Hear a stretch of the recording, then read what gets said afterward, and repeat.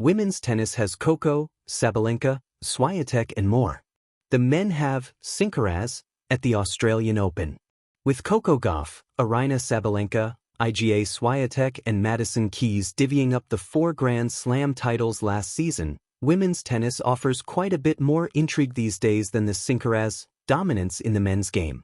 Coco Gauff of the United States serves during a practice session ahead of the Australian Open Tennis Championship in Melbourne, Australia, Friday, January 16, 2026. AP Photo/Dita Alankara. Rackets, rivalries and radiance, a tale of tennis titans.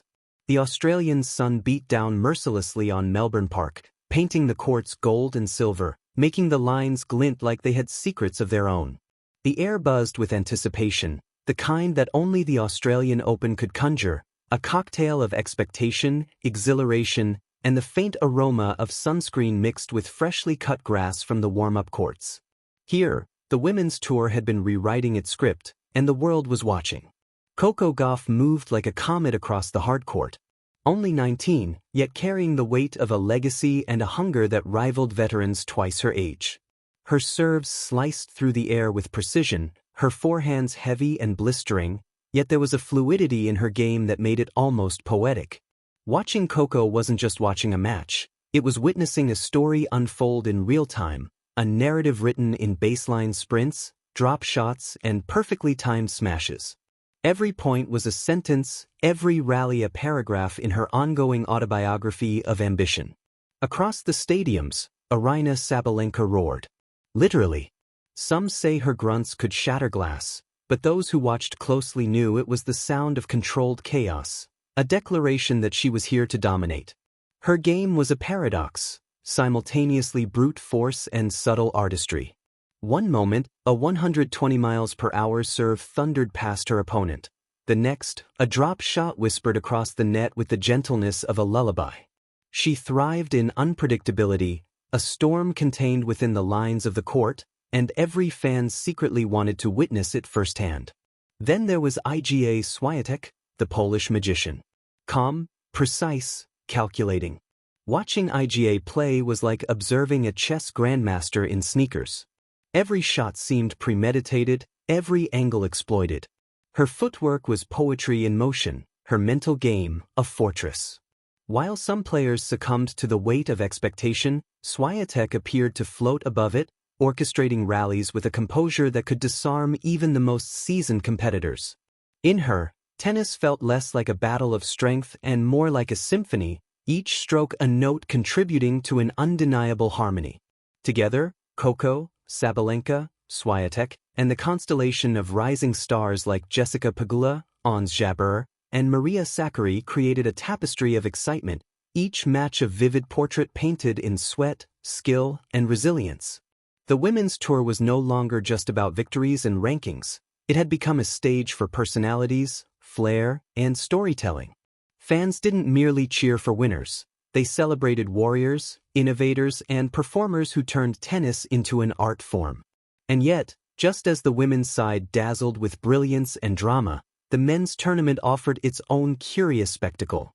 Somewhere in the maelstrom of serves, volleys, and grunts, a new name had emerged, or perhaps descended from a myth, the enigmatic Sincaraz. The Australian Open commentators whispered it like a fable. Nobody quite knew where he came from, how he trained, or what his weaknesses were. Some claimed he possessed the agility of a cat and the power of a locomotive. Others swore he vanished into the shadows after each match, leaving only a single racket behind. Sincaraz wasn't just a player, he was a phenomenon. The crowd, initially skeptical, grew obsessed. Analysts tried to decode his strategy. Fans argued whether he was real or simply an elaborate digital trick conjured by the tournament organizers. And yet, match after match, Sincaraz moved like a force of nature, defying expectations, physics, and perhaps common sense.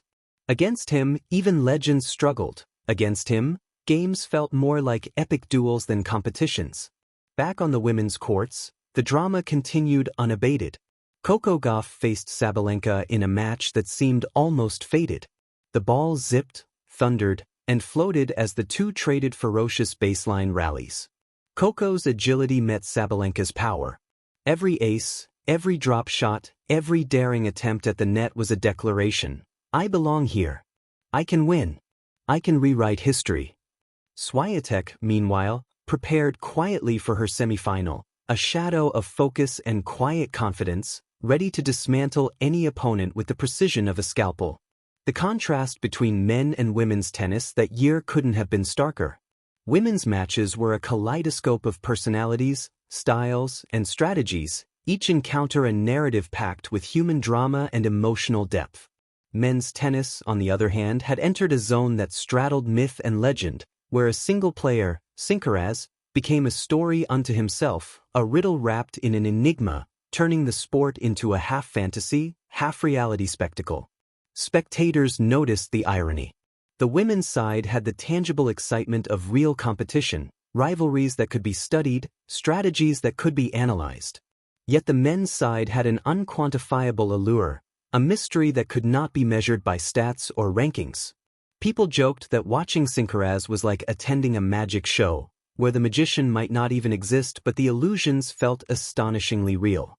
And this is what made that Australian Open unforgettable: the duality. The women showcased skill, grit, and brilliance in human form. The men teased with myth, mystery, and the impossible. Together, the tournament became a living paradox, where reality and fantasy coexisted on the same courts, under the same scorching Australian sun. By the finals, the stadium hummed with anticipation. Coco and Swiatek faced off in a masterclass of modern tennis. Each rally was a conversation, a debate where speed, spin, and strategy spoke louder than words. Sabalenka had been eliminated earlier, but her spirit lingered, a reminder of the raw power and unpredictability that defined the tour. The match was a blend of poetry and physics. Coco's lightning reflexes against Swiatek's serene calculation, each point a story of ambition, endurance, and artistry. Meanwhile, whispers about Sincaraz reached fever pitch. No one knew who he was set to face, or even if he would appear. Some suggested he had vanished into the shadows, leaving fans suspended in anticipation, hanging on to rumors and speculation. Others insisted he was just warming up in secret, preparing for a performance so spectacular it would etch his name into tennis lore forever. In the end, the Australian Open didn't just crown champions. It celebrated narratives, myths, and the uncontainable spirit of sport. The women's game demonstrated that power could be fused with grace and youth with wisdom. The men's side, with its hint of surrealism, reminded the world that sport could also be playful, mysterious, and larger than life.